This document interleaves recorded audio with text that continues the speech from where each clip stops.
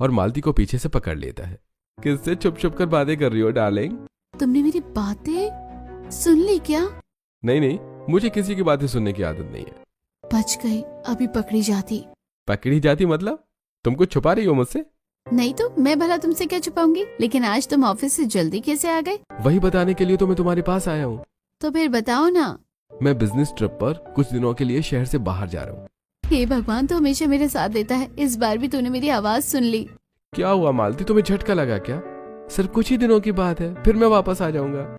मैं भी आपके साथ चलूंगी। मैं भी तुम्हें साथ ले जाना चाहता हूँ, लेकिन ऑफिस की पॉलिसी मुझे इस बात की इजाजत नहीं देती। अरे तो साथ जाना कौन चाहता है?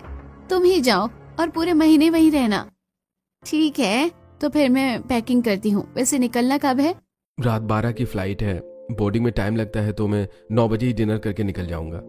चेहरे पर दिखावटी वियोग के भाव लिए मालती कमरे में जाकर खुशी खुशी बैग में अभय के कपड़े पैक करती है और अभय तय समय पर पूरे परिवार के साथ डिनर करके बैग लेकर घर से निकल जाता है और घर के बाहर खड़ा पूरा परिवार टैक्सी में बैठे अभय को बाय बोलता है।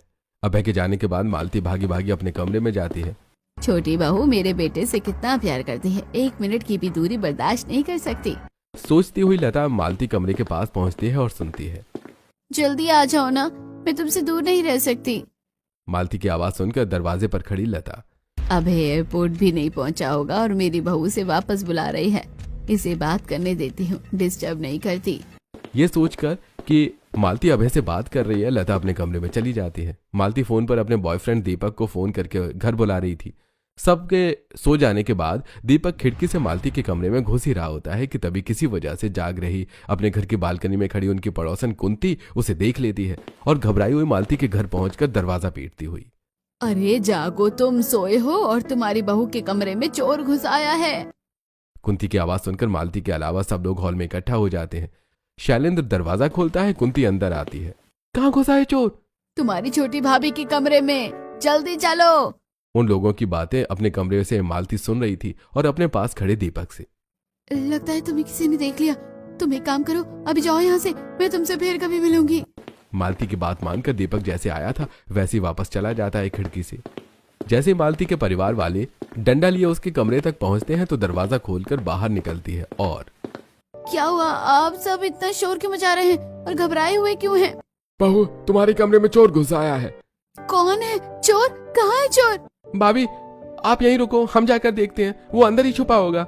शैलेंद्र, वीरेंद्र, आशीष डंडा लिए कमरे के अंदर जाते हैं और अलमारी, बाथरूम, पलंग के नीचे सब जगह देखते हैं और जब उन्हें कोई नहीं मिलता तो बाहर आकर, कमरे में तो कोई नहीं है।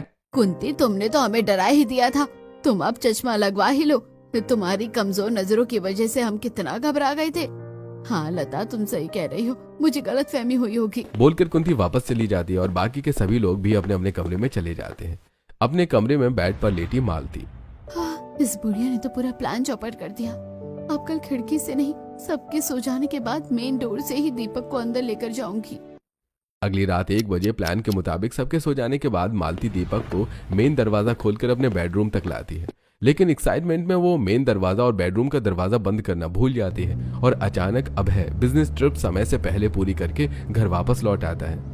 मालती को बिना बताए वापस आ गया हूँ, मुझे देखकर मालती सरप्राइज हो जाएगी। सोचता हुआ अभय टैक्सी से नीचे उतरकर जैसे ही दरवाजे पर पहुंचता है तो खुला हुआ दरवाजा देखकर, अरे कितने लापरवाह है मेरे घर वाले, दरवाजे अब बंद करना ही भूल गए। अंदर आकर अभय दरवाजा बंद करके अपने बेडरूम तक पहुंच जाता है और वहां का दरवाजा भी खुला देखकर ये मालती भी ना। बोलता हुआ अभय जैसे ही कमरे के अंदर जाता है तो देखता है मालती को दीपक के गले लगे हुए। मालती, तुम? मालती दीपक को धक्का देती है और, अरे तुम अचानक क्यों आ गए? क्यों आ गए, इससे तुम्हारा मतलब क्या है? अभय की आवाज सुनकर जब तक पूरा परिवार वहां इकट्ठा होता है तब तक दीपक खिड़की से कूदकर वहां से भाग जाता है।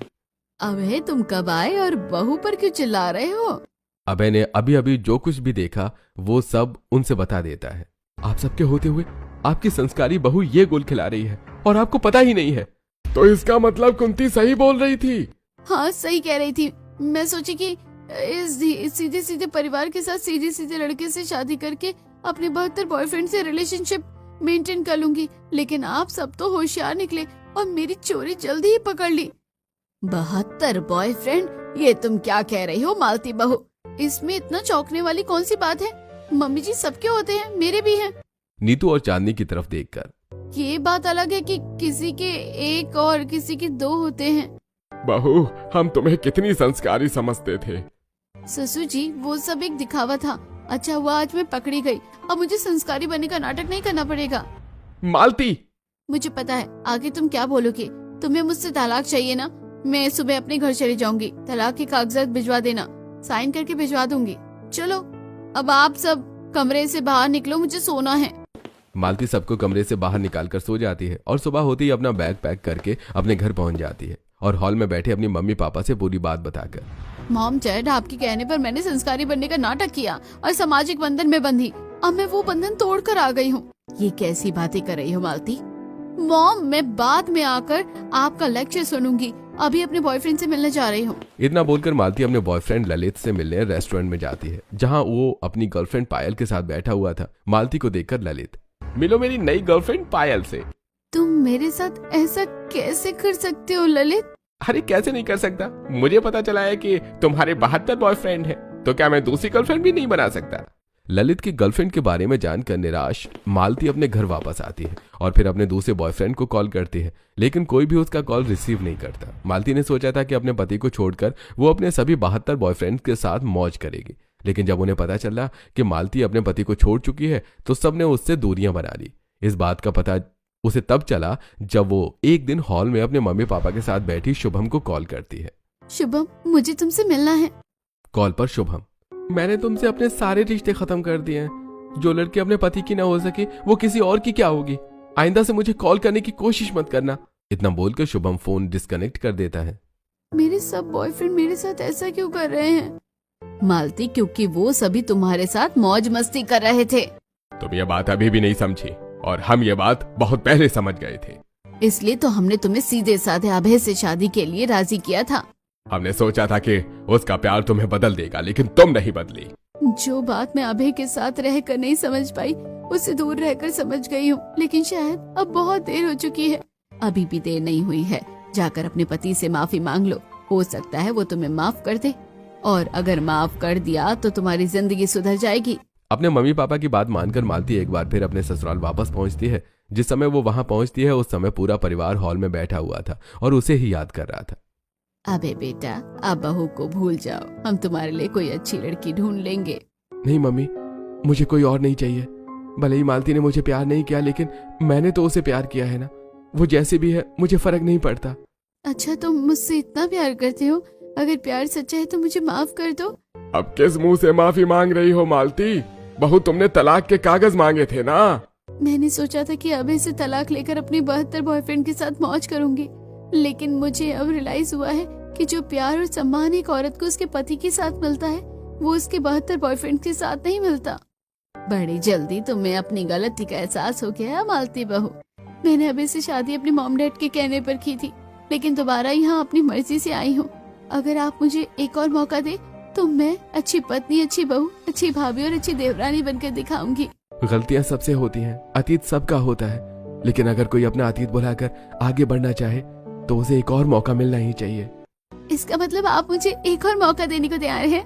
हाँ, लेकिन दोबारा ऐसी गलती माफी के काबिल नहीं होगी।